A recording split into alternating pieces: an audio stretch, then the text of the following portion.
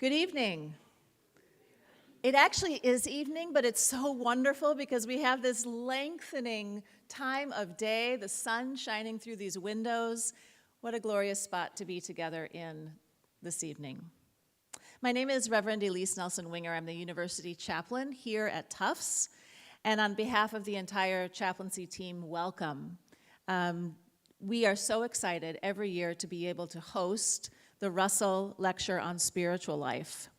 And it's especially wonderful to see amidst midterms and on the brink of spring break, students who are here with us tonight, as well as faculty and staff colleagues and community members. You found parking. I'm so glad that you're here. The Russell Lectureship is the oldest endowed series at Tufts, established by James Russell of then West Cambridge in 1867.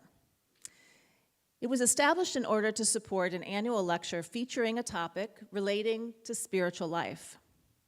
Save a few years during war times or pandemics, like our own recent one, this lecture has happened almost every year and has been an occasion, first from Universalist Christian perspectives and now across faiths and traditions and cultures, to reflect on the spiritual urgencies and possibilities of the moment. And aren't there urgencies and possibilities in ours? I've been reflecting these past days amidst the profound and destructive attack on higher education, its mission and its values, on the power of the transgenerational Tufts community of which we are a part. We have intellectual and civic and spiritual ancestors who have, at their best, built and sustained and critiqued and challenged and reimagined this university from day one. We have ancestors who have stood firm in our educational mission and our values of dignity and care. And each of us will one day be those ancestors who have done our part to stand firm, to lead, as we will hear tonight, with love, to act with courage, and to do all we can to make sure that Tufts remains and keeps becoming a place of intellectual and community and spiritual liberation and transformation for all who study and learn and work here. We have urgencies that are overwhelming, challenges coming that we have not faced. But let this be a night where we remember who we are and the kind of community that we are a part of, past and present and future, and that we have the love and the wisdom and the care to be community now and to prepare for the communities to come. This is our calling. We have a story, and let's shout it from the proverbial rooftops. Tonight's speakers, who Humanist Chaplain Anthony Cruz Pantojas will fully introduce after our musical performance, join a constellation of distinguished and prophetic speakers who have spoken in this chapel and other gathering spaces across Tufts. They include Sister Simone Campbell and Bishop Desmond Tutu, Professors Diana Eck and Ophelia Zepeda, social change leaders Valerie Kaur and Dee One, Reverend Dr. Gloria White-Hammond and Dr. Ingrid Mattson. We will name them as one of our distinguished and prophetic sets of speakers in years to come, I am sure. Thank you, Reverend Dr.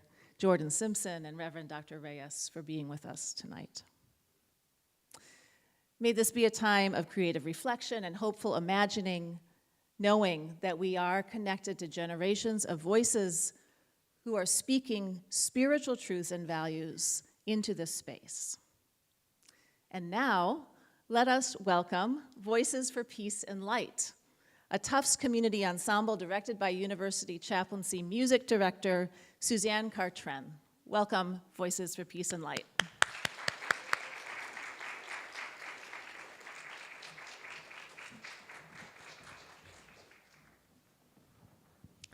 Thank you, Elise, and thank you for coming tonight.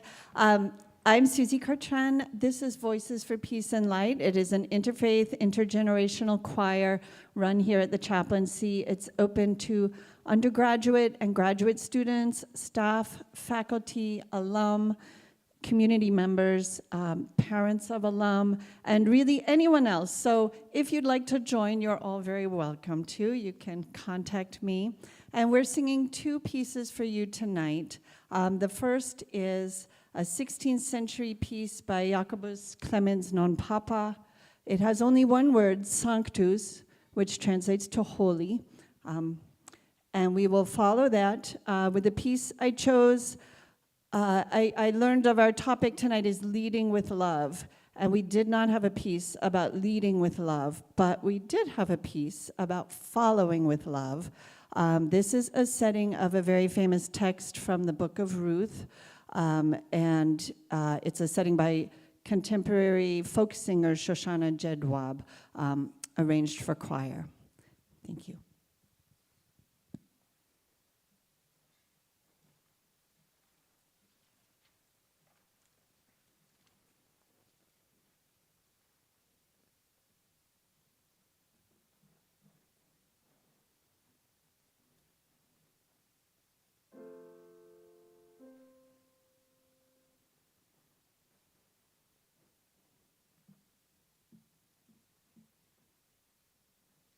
So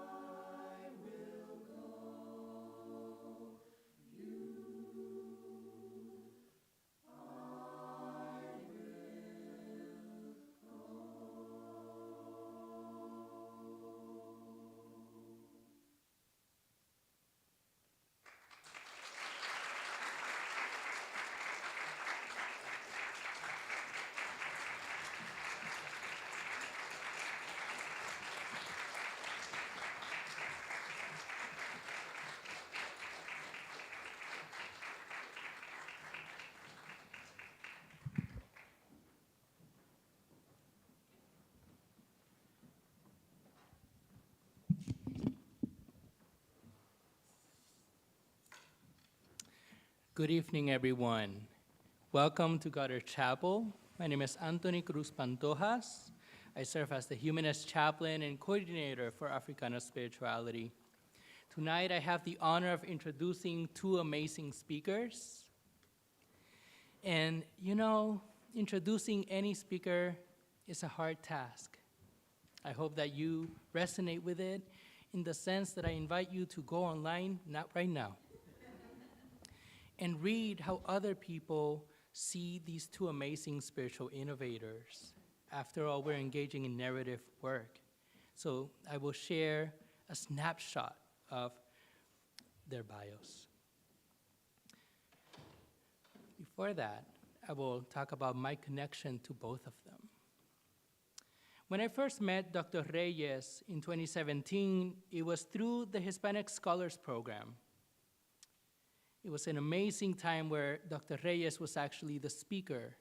And the Hispanic Scholars Program was created more than 30 years ago exactly to do what these two amazing leaders are doing, to nurture the current generations of Latino, Latine, and Latinx scholars, practitioners, and cultural workers across the generations. And then, last fall, I had the opportunity of connecting with Dr. Emma Jordan Simpson and Dr. Reyes once again through their Emerging Leaders Program and the amazing work at the Center for Storytelling and Narrative Social Change.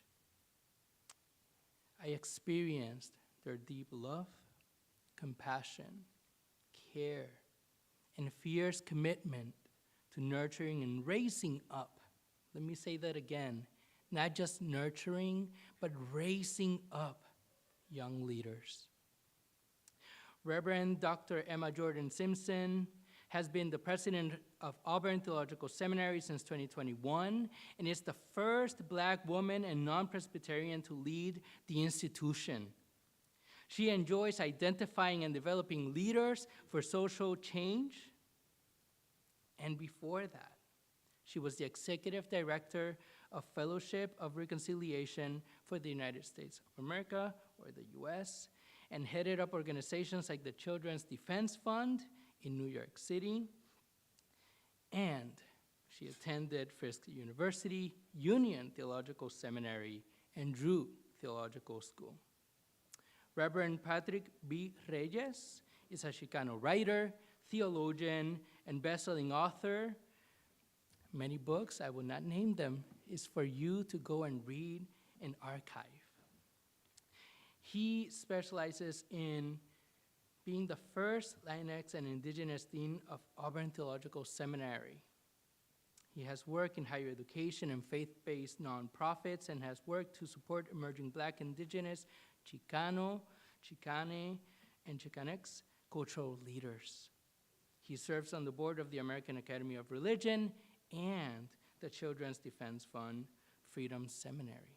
He attended Claremont School of Theology and Boston University and was recently inducted into the Morehouse College of MLK Jr. Collegium of Scholars.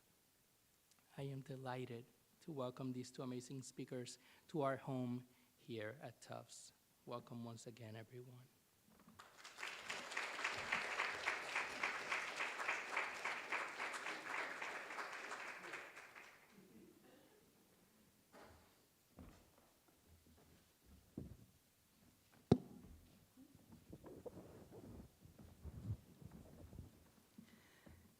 I take my cues and my directions from my dean, who's telling me that I can use the podium.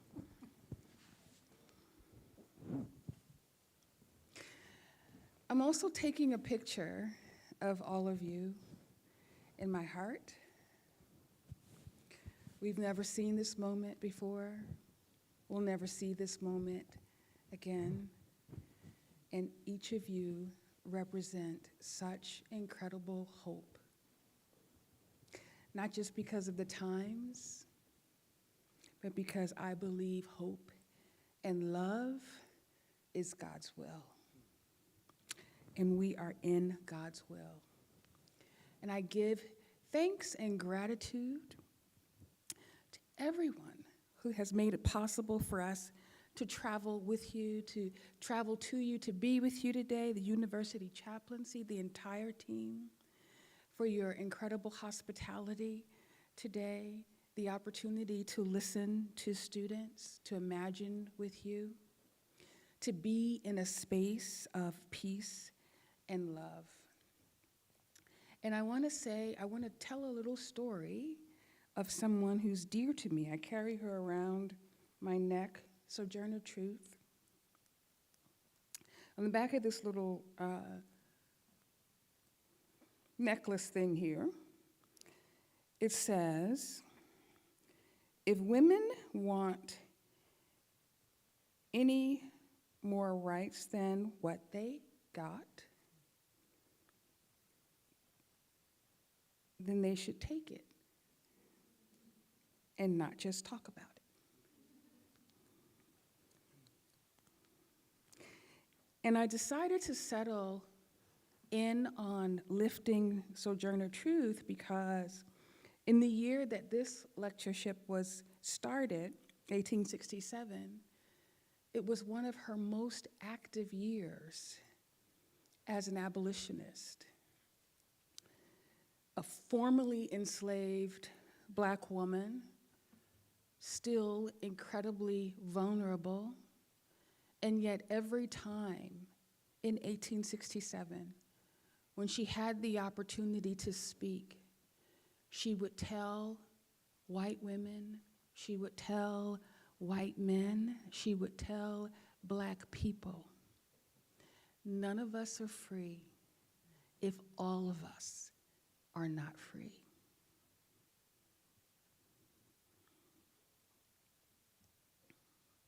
So I want to begin with her story before I turn us over to our dean.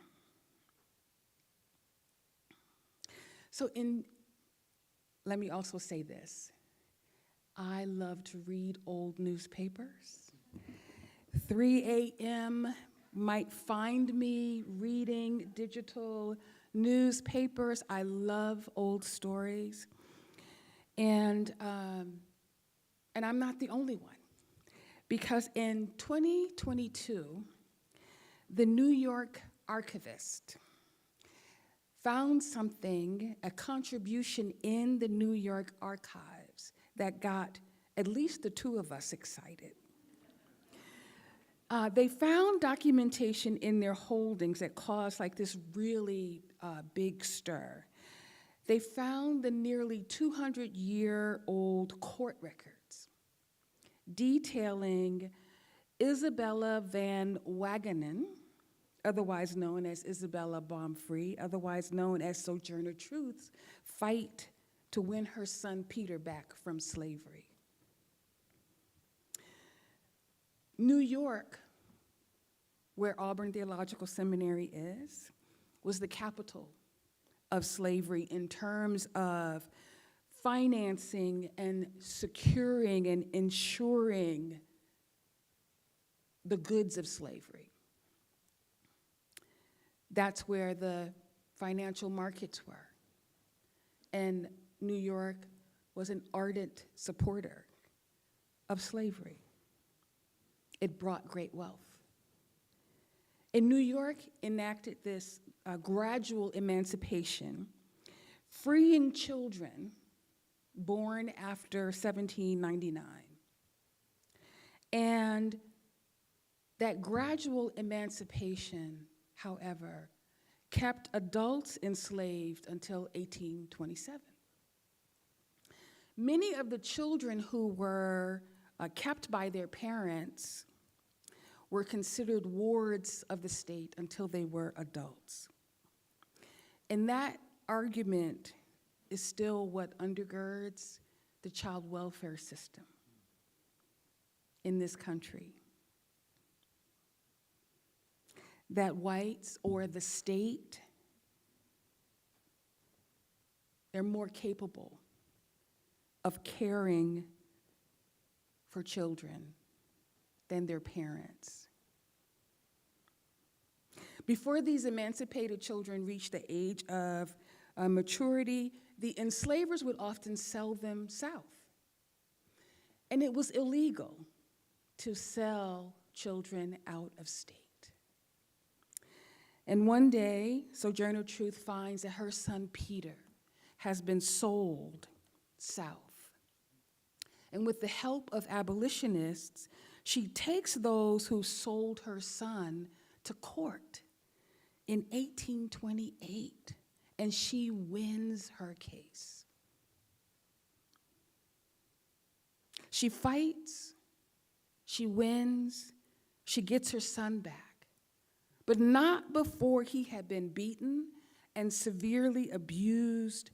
And Sojourner Truth says, in a way that made it difficult for her to parent him. To fight for her son, she confronts the wife of the man who sold her child. And as she's confronting this woman, the woman laughs at Sojourner and chides her for making such a fuss over this worthless black child. And Isabella says, "I will have my child again." And the woman says, "How can you support a child?" It's 1828. You have no money. You have no job. And Isabella says, "I have no money, but God has enough and more. And I will have my child again." And when she speaks these words, the woman who has no power by the standards of many people becomes powerful. These words created this deep resolve within her to live a life that cancels the bill of sale, not just for her child, but for all people. There's this internal transformation that happens, and it continues. It's a spiritual transformation that she lives throughout her life, and that spiritual transformation propels her into leadership with an idea of healing the very world that had enslaved her. When she's praying, she says, "Oh my God, I will have my child again." And then she says, "And I was sure that I would get my child." She says, "I felt so tall within," which was significant because she was a very tall woman. "I felt so tall within. I felt as if the power of the nation was with me." This is a woman who has no visible power to the powers that be.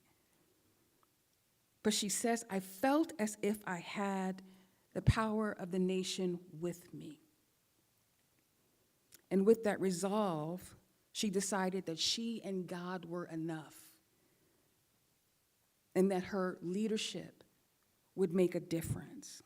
She stands on a spiritual relationship with her Creator, and she lays claim on freedom for the next generation, insisting on telling the truth, offering grace wherever she went, remaining connected to her people and connecting to people across the divide, and bringing other people along. That's what leading with love looks like. That's healing-centered leadership. She imagined a world that afforded everyone freedom and dignity, and she never stopped believing that that world was possible, in spite of the data that was in front of her face. And later she writes a song as one who has claimed liberation from oppression and is sending that claim into the future born of an imagination that freedom that is bigger than her is the freedom she desired. And she wanted that freedom not just for her, not just for her family, not just for her child, but she was determined that everyone would be free. The title of that song was, I Am Pleading for My People. Listen to these lines of it. I know how fiendish hearts can be that sell their fellow men. Yet those oppressors steeped in guilt, I still would have them live. I want no carnal weapons, no machinery of death. And this is my favorite line. For I love not to hear the sounds of war's tempestuous breath. I do not ask you to engage in death and bloody strife. I dare not insult my God by asking for their life.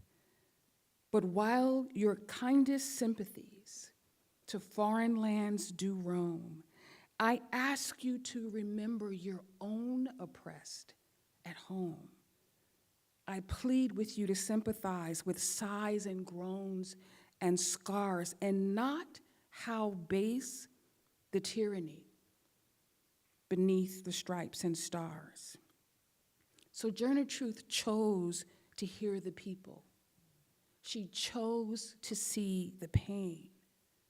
And for her, the people are not the stripes and the stars of the flag.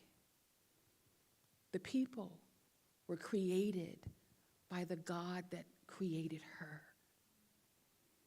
They were worthy of love. The call to heal always begins small. There is no world change that happens by Friday at 5 o'clock. World healing can begin today with truth, but a healed world requires our engagement with a new story. Our willingness to be co-creators with the eternal one of a new story. To trust that there is one who wants to create a new story with us.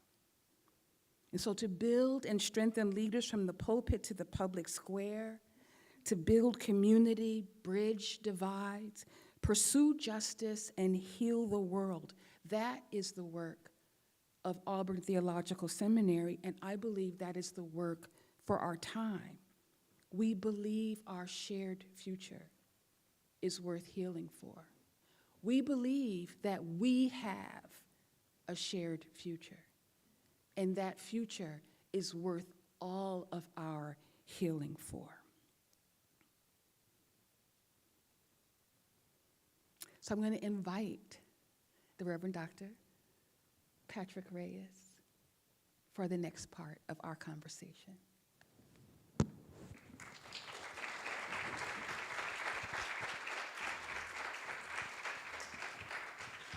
Thank you, Emma. It's easy to lead with love with her. Okay, so we have about 7-ish minutes. I'm noticing y'all are looking a little bit evening-ish.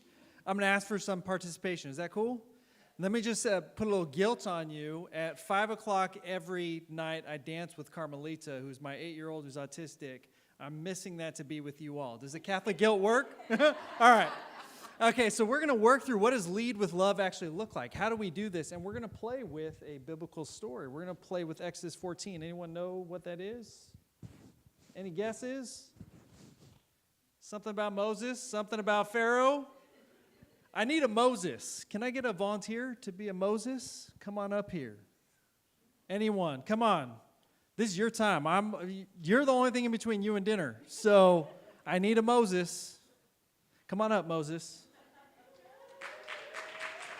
I need a Pharaoh. Main character energy. I love it, Pharaoh. Come on. Okay, I need a Miriam. Can I get a Miriam?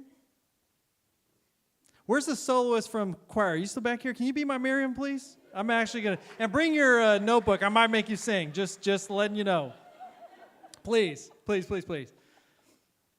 Okay, so Pharaoh, you're chasing Moses. So Pharaoh, why don't you come with me over here?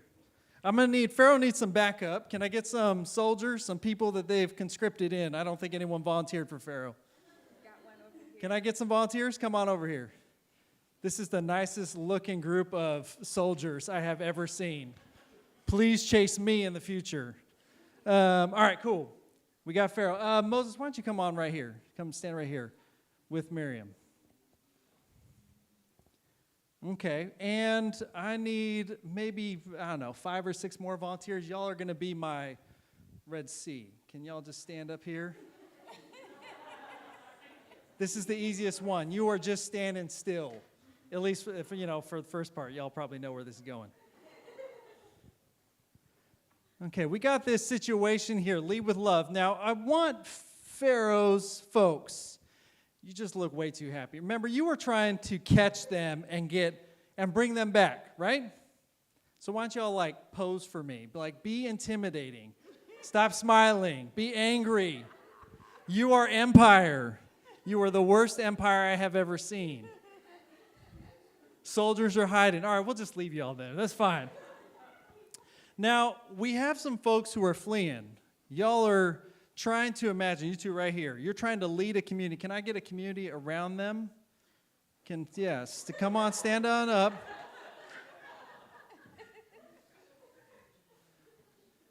So in the story, we got some things. This is making old stories new. We have an intimidating Pharaoh and some folks on chariots coming for this group right here. Y'all are trying to find new life. My friend here has convinced you to go all out. Do you know what happens when you get here to this water, when you come up against this? Do y'all know what you asked for? Audience can answer too. What did they say? Life is against them right now. They know they're going to get killed. They can see Pharaoh and Pharaoh's homies who are waving. They're like, we're right here. Remember us, we were neighbors. Not good neighbors either. What did y'all say? Did they say, let's go? Moses is a liar. It's pretty close. They ain't quite there. Was it better back in slavery? Was your actual phrase. Seeing this ahead of you, trying to be convinced by this man. And I'm wondering what God did. Does anyone know what happens in the story? What does God do? Come on, cloud of fire. Stand on up. You didn't know you were talking. All right. Cloud of fire. You're right here between. We're going to pretend you're a lot bigger than you are. All right. Cloud of fire is standing here and it gives them some time to do what? What does this group do? Y'all discern. Moses, you complain a lot. I don't know if y'all know this, but you complain a lot. Leading with love is not your strong suit. Y'all complain, really considering whether or not to go back. And God gives you, doesn't push you forward. God in the story gives you some time to figure out your ish. What is it that you really want to do? Now, when the cloud goes away the next morning, so if you can just sit over there, Pharaoh now sees you again. Look at how happy Pharaoh is to get you back. You all have to take a leap of faith here. So Miriam, you're the one who goes first in the story.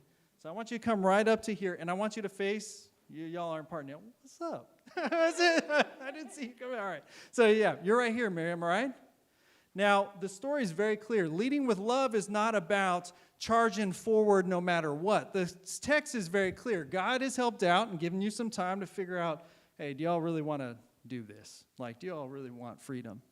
But it takes a courageous individual to do something first. And it is, again, not pick up some chariots and go back and attack. It's not to crawl all the way through. It's to do something very specific. Do y'all know how Miriam leads through the Red Sea when it parts? Dancing. What goes with dancing? Yeah, tambourine, singing. I'm going to ask you, this is what I was going to ask for the singing. If you could face towards this way, I am going to ask y'all to part a little bit, just to give me a little part. Moses, I'm taking some power away from you. Sorry, I hope that's okay. But can you sing the opening that you were over and over I again? can try. Yeah. Where you go, I will go, beloved. Where you go, I will go. Come slowly this way. Where you go, I will go, beloved. Where you go, I will go. Keep going.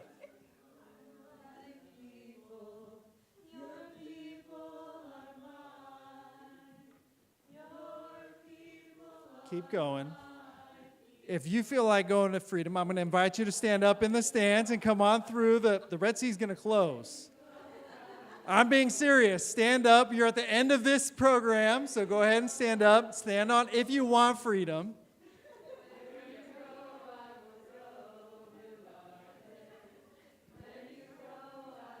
And keep that going if you can.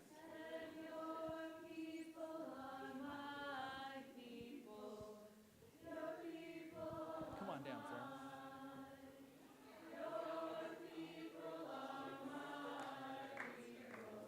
Okay, Pharaoh's people stand over here. Keep going, please. Keep going. One more time.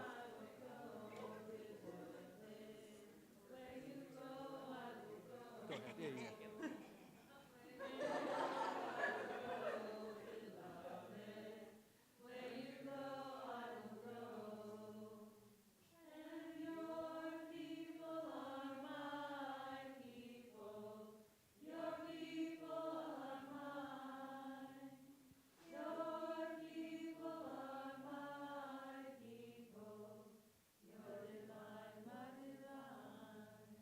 Okay, stay standing. I need the Red Sea to close. I'm not going to drown anyone. Y'all stay standing right here.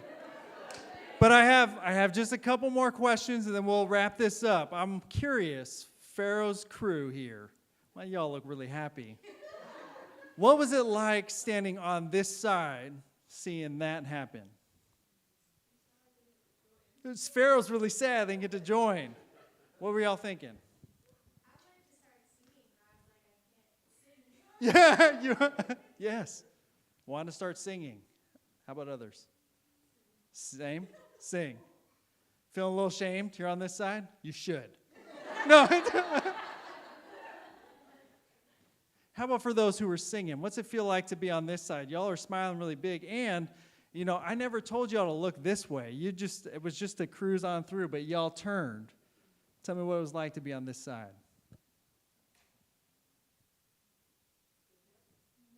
Freedom feels qualitatively different when you follow women who are singing. Yeah? Right? All right, give yourselves a round of applause. Yeah, you go ahead and sit down.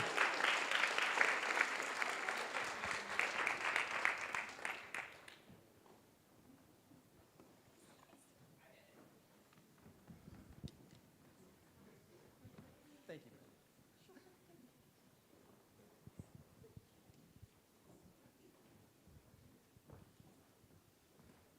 So, end with just a few things about Auburn, show you a little video, and invite you into this work of Leading with Love. Some of the work that we do at Auburn is to dream and reimagine these ancient stories differently. Hopefully that feels qualitatively different than the way you might read that text in a book or watch a Disney film like I do with my kids over and over again. That it's an invitation to sing and dream, to feel freedom differently in places like, in times like we're in right now, where it feels like we're all really up against it, or at least I feel that way. And that this is a different way of being invited into this work, one that includes song, that includes dance, that looks at sacred stories differently and imagines them for today as a model for us moving forward. Cool? Thank y'all. Y'all made Carmelita very proud. Let me tell you a little bit about Auburn real quick, about the invitation that we have for emerging leaders, for folks like yourselves, to come into this work. Some are in this room. Auburn has always been navigating waters with incredible grace, vulnerability, and vision. The young people who are here are part of the Auburn Program for Emerging Leaders. They are clergy, they are students, they are organizational leaders, movement leaders, pastors, imams, rabbis. They come from all walks of life. They represent the world that we're trying to build. Our mission is to build community, bridge divides, pursue justice, and heal the world. We want them to be able to bridge differences, bridge divides, and that means being honest and truthful that there is one.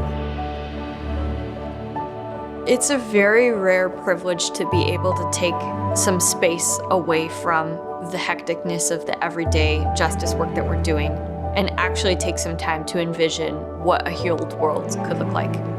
I think what surprised me most is how healing it's been and how refreshing it's been to be just a participant and just show up and focus on my own healing. We're all a different rosebush in our communities, but yet experiencing the same climate realities that aren't necessarily setting the space for us to thrive and grow. That's what's energizing me to be more intentional about creating spaces and tables in the way that we saw them at Auburn this week that I've never given myself permission to do back home. For a lot of people who are in the work, it can feel a bit all-consuming, and you can miss the forest for the trees. Every year and every political cycle we go through continually feel like different worlds. The people who are going to be able to help folks navigate paradox are going to be the ones who can swap out lenses without necessarily needing to surrender core truth claims.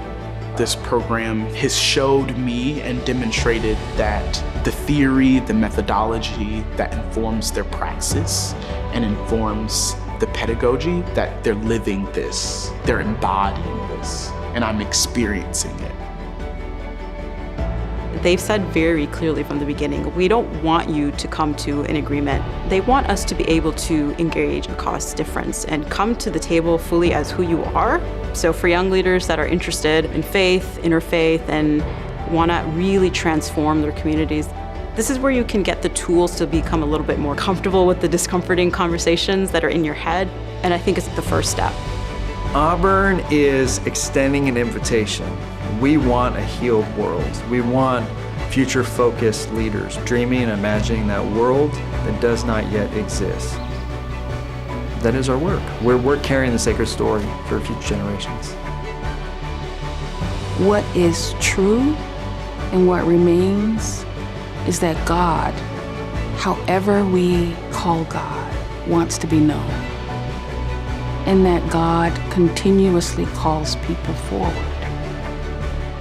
The biggest asset that we have in the work to build this thriving future, in the work to build a healed world, is people. We're answering that call.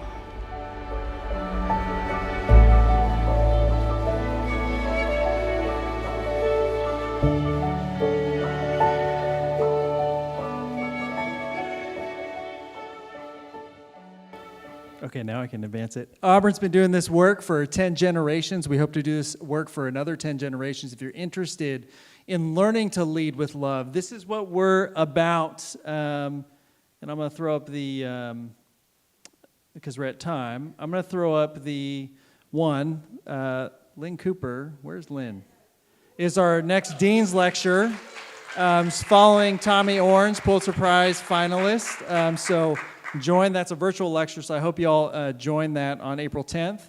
And also, if you know folks who would benefit from this program or you are interested in it, we invite you to join us. We'll do longer plays than 10 minutes. But we're really committed to this healing the world and drawing on deeper histories and bringing them forward. I'm grateful that you played, and thank you for all of my players who were dreaming and imagining that healed world with us, even you. Pillar of fire and smoke. Thank you.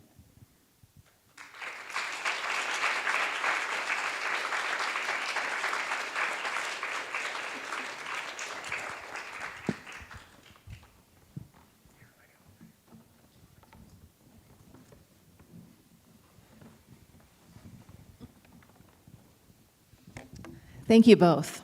We're going to have some time for Q&A from the community, but I wanted to start by talking about the histories that you've been lifting up, the scriptural histories, the prophetic histories, the story of Sojourner Truth. Thank you for bringing her into this room tonight. Tell us about the stories that we need to be sharing right now in order to counteract the false narratives and stories that are the headlines and that are getting the most energy and oxygen right now. How do we tell those stories in a loving, truthful, powerful way? How do we get the microphone to tell those stories? And how can we empower one another to do that? I'll start and then you. What I hope we won't do is to engage in the counterpunch.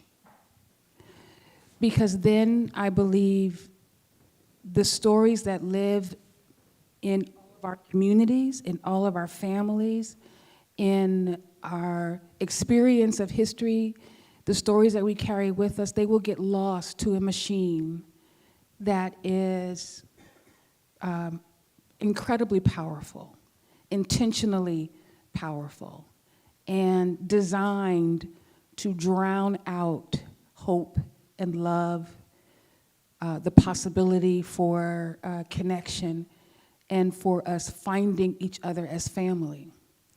And so instead of counterpunch, we should be telling our stories every day, telling our stories to our families, listening to the stories of our neighbors, finding ways in our communities to lift the remembrances of those communities, holding those stories sacred, and finding ways to connect with others who are not like us in intentional, and we're not like them, in intentional ways, because hearing their stories gives us the opportunity to see them beyond the news, the headlines,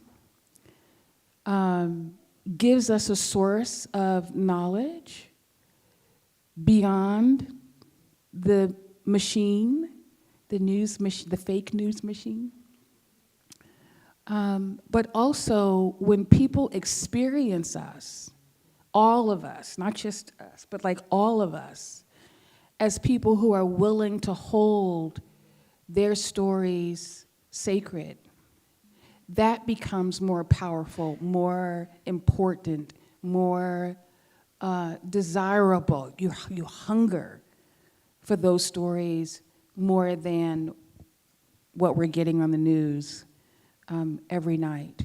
We will be exhausted, which is the intent of the machine, if our effort is to counterpunch. We have to tell our stories at a higher level, I think. I mean, that was perfect. The only thing I'd add is I mentioned this to the staff earlier today around how I typically introduce myself around, I mean, you mentioned the word ancestor in the welcome, that how do we become good ancestors? And I often introduce myself as sitting between 5 generations of Carmelitas. There's 5 generations back, Carmelita, my grandmother's Carmelita, my daughter's Carmelita, and 5 generations there will be a Carmelita.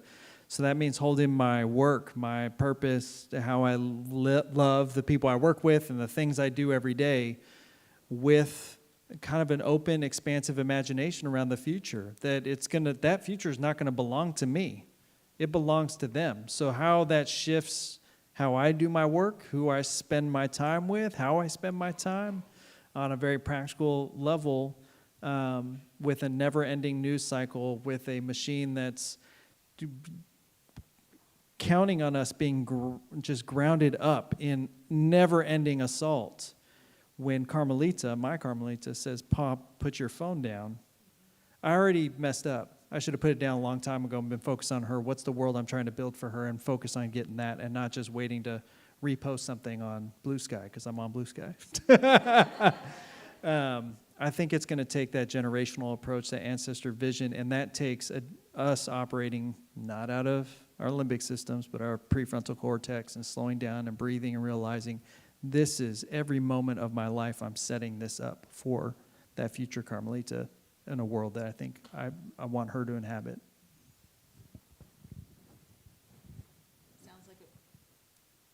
Sounds like a really powerful spiritual discipline to me, to commit to telling stories of ourselves and others. And thank you for that call to resist the counterpunch. Because I got to name it. I want a counterpunch. I do too. I do too. Yeah. But it won't take us where we need to go. It's not going to be the healing force we need. I fantasize about it. I'm just going to be real. I fantasize about it. I see myself do, and then, you know. Yeah. Back to the real world. Thank you. Let's open up and take some questions from the audience.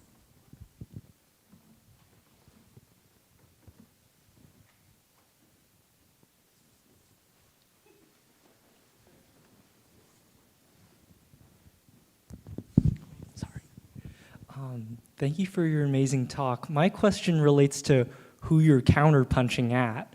So when we say like, oh, I want to counterpunch them or something like that, what do you say to them, I guess, if you were having a conversation with them? You know, let's say, someone in the audience, right, let's say we had someone in the audience who, may have voted for Trump or, has differing views. What do you say to them, I guess, and how do you view them in this context? So my experience with this feeling is not that it has been with our people. Those that I know, those who are in my family, who are, there's incredible diversity all around us, right? And we hold diverse opinions. What I feel rising up in me is when power, a figure with power, stands to share something that is not true. And we could say, you lie. We could, that's the counter punch that I know instinctively I want to do. And instead, what I do mark. This is what was said. I have a little book. This is what was said on this day. And I'm not shaping how I am telling the truth. I'm mindful of it. I'm mindful of the stories that are floating out there that are really more about how I am your enemy, you are my enemy. The reason you're not flourishing is because of me. The reason I'm not flourishing is because of you. And I'm living a life that's so counter to that, and encouraging people who are in my community, people who are in my influence, to live a life that's counter to that. This is the long range. It's not going to be Friday by 5 o'clock. We have had a world-changing, world-interrupting experience. And it's not about a strategy for an administration. It has to be a way of life for us.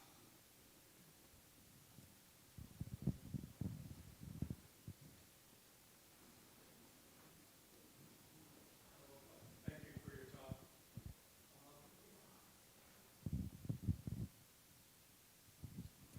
Okay, thank you for your talk. My question, I have a quandary. So last night I was in Barnum Hall, just across the grass, and the speaker there he was from a Tufts-sponsored group who invited him onto campus, and he was talking at length about how wonderful it was to cut every social program he could think of. And I thought, and then he admonished us, and he said, it's important to be friends with those who oppose us and with whom you do not agree. So my question to you is, how do I become friends with someone I do not agree with?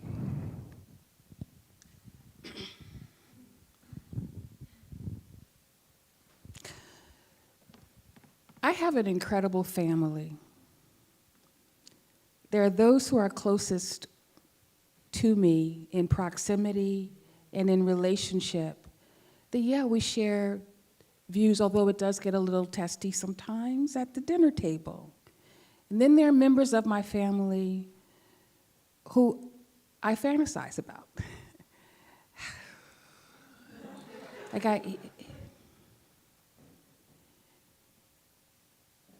I think it's important for us to understand how we have all been oriented into narratives, oriented into stories. I was going to use the word victim, but I think you get what I'm saying. And I don't know that the call is to be friends as much as it is the call to be that other sinful thing that has been named, which is to be empathetic and compassionate, and to understand that just as we have, that you may have had a formation into a worldview and a way of hearing a story, and you hold truths. So many of our neighbors have been formed and oriented into stories. And the question for me is not, why do I disagree with her? Why does she disagree with me? But to who, in whose interest is it that we be in disagreement with one another? And I don't know how, I don't think it's a cookie cutter approach to building that friendship, but I do know it begins with seeing people as more than monsters. That's just me.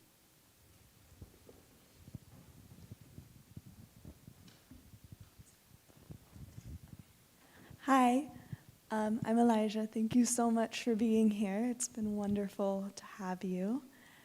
My question is, it starts with context. I know this work is really hard, and it's beautiful and fulfilling and lifelong. And I'm wondering how, in the moments where work and life start to blur, like the lines start to blur together, where do you come in and establish clear boundaries with yourself for what your work is and what the rest of your life looks like?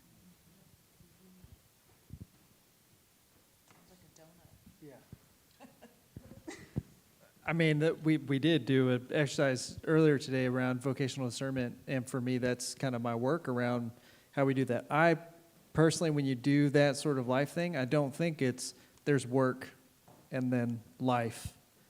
It's life. There's no way that, the things that are happening at home always affect the way that you show up at work and with your peers and colleagues.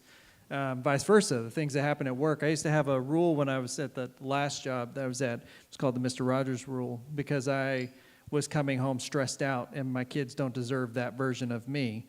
But that was the version that was always me. I would stop at the back door before I'd walk in, and I'd ask myself, how did Mr. Rogers enter in the home? And I only remember him walking in, changing his shoes, and singing. So, it was a good reorientation that sometimes it took, 30 seconds for me to become that person.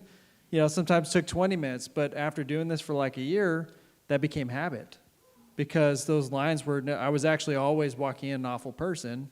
Now I had developed this new habit. It's like, I'm better at work too, because guess what? Before I walked into the front door of the office, have that Mr. Rogers kind of thing. Take that breath and enter in. I wouldn't sing to my colleagues, but, there is that sort of understanding that you're one person. You're not 50 people. I mean, we can talk about IFS. We can talk about other ways that you could see yourself as multiple people.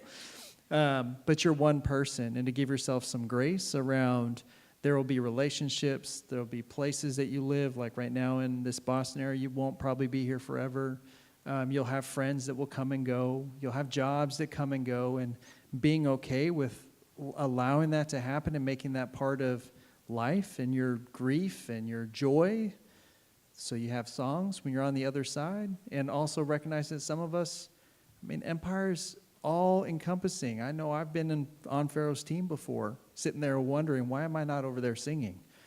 You'll probably be in that situation at some point in your life too, and cultivating the compassion for yourself to say, okay, I see what's happening here. There might be a better way to find balance and harmony. One last thing I'll say about the research on well-being is that those who are in frontline work, you know, seeing trauma every single day, the ones who stay in those professions, those fields a long time, are the ones who have this sense of, I can do what I can today. Not, I have this long vision to save the world, but here's the thing I can do today, and they have that breadth and practice. They have a good, you know, spiritual and prayer life, a community around them that supports them, and they say, I'm going to do this today, and be okay with that and sleep. So finding that balance and harmony as opposed to, you know, that one big change that's going to make, that one job that's going to shift everything, or if I just get out of this job, I will be happy. That's probably not true. It's that internal work and filling your life with the people and love that you need to find that balance. Yeah, it's a great question. Let's take one more.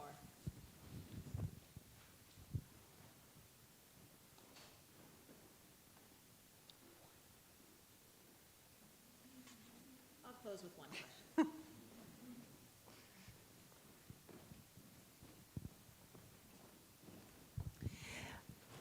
This year, our theme for our Martin Luther King Day of Celebration was, where do we go from here? And we looked at portions of that seminal speech from 1967, 100 years after this lecture began, where he talks about the relationship between love and power. And I wonder if you could offer just some closing thoughts about what it means to lead with love and claim power in ways that, as he says it, that love without power is sentimental and anemic. Power without love is, what is it, destructive and, do you remember the words? Anyway, it's awful and destructive. But what he's suggesting is we need both. So as you think about your work and this leading with love, where does power come into it, and how do we claim power in the midst of love?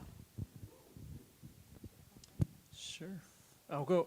Yeah, so we have at Auburn a famous biblical theologian called Walter Wink, who talks about the powers that be. And one of the things that he says, or he writes a lot about, is reclaiming our own power to understand our narratives and stories and claim them.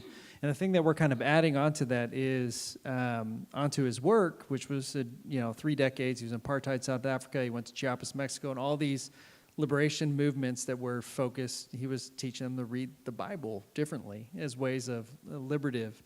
And the ways that we're reclaiming this for a broader cultural, like my own family, is to think about the power that we have to love, that there is power in the choosing to love. I think the first question, going back to the very first one around opposition and refusing a counterpunch, is the generative frame of that is, I get to choose what I love, not what I hate, not what I'm frustrated by. What do I get to focus my attention on?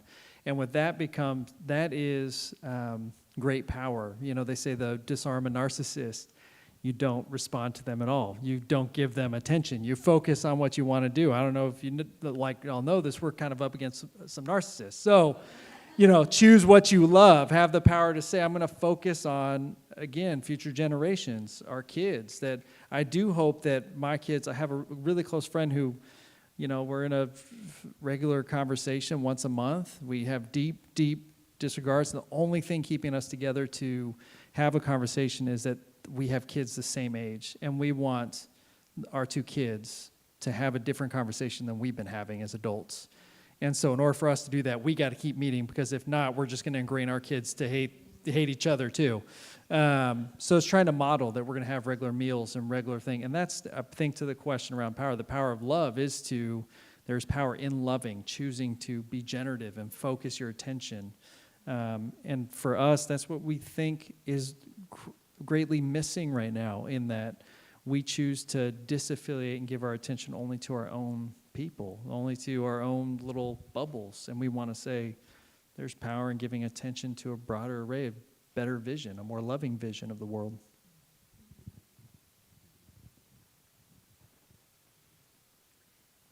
Thank you so much for your presence and your time and the fun that you've brought into this chapel.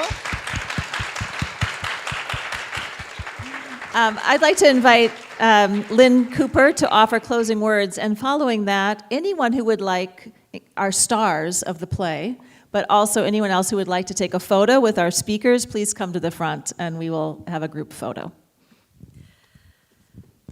So thank you all so much for joining us for this special evening, and I had the great pleasure of spending a good portion of the day with our two guests. And a big part of our time on campus as chaplains and as a chaplaincy team revolves around coffee and tea and sitting with folks, and we are kind of a docking station often in the chapel.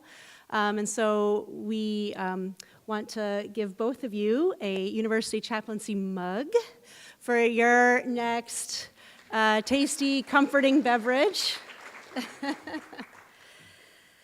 And you have offered such richness tonight. Insights, questions, reimaginings. And I'm also taken by two threads both Patrick and Emma lifted up, which is stepping back, or how did Emma put it at the beginning? This is a moment that's never happened before, or slowing down. And so I'm going to invite us just for a minute in the spirit of gratitude, which is a spiritual practice that is far more gritty than it sounds. It sounds real puffy, but it's an act of resilience, or it builds resilience, and an act of resistance as well. So I'm going to invite you just to take a few deep breaths, settle into this moment, which has never been, and just take in this beautiful time we've had together, cultivating that spirit of gratitude.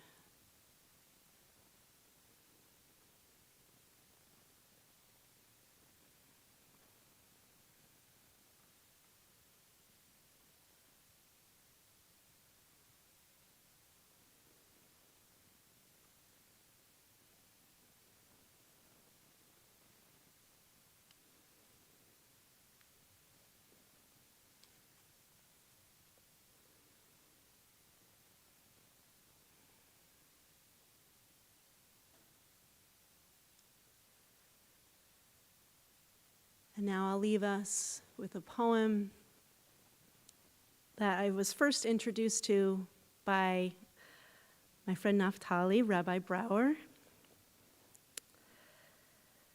And I'm going to read it twice in the spirit of Lectio Divina. And because I know, even as someone who loves poetry, just freezes over me.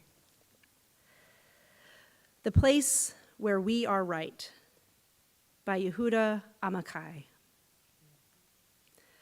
From the place where we are right, flowers will never grow in the spring.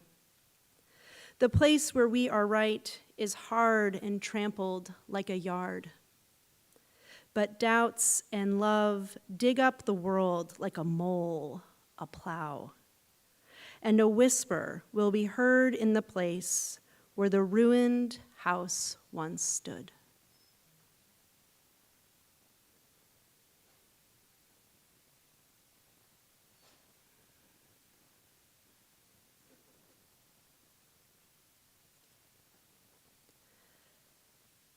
The place where we are right.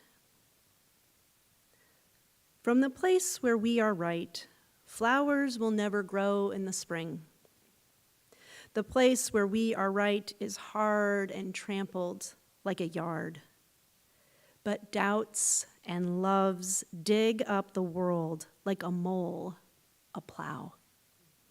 And a whisper will be heard in the place where the ruined house once stood.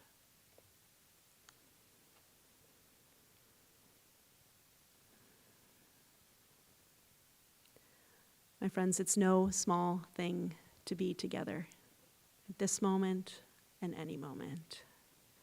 Looking forward to our next story.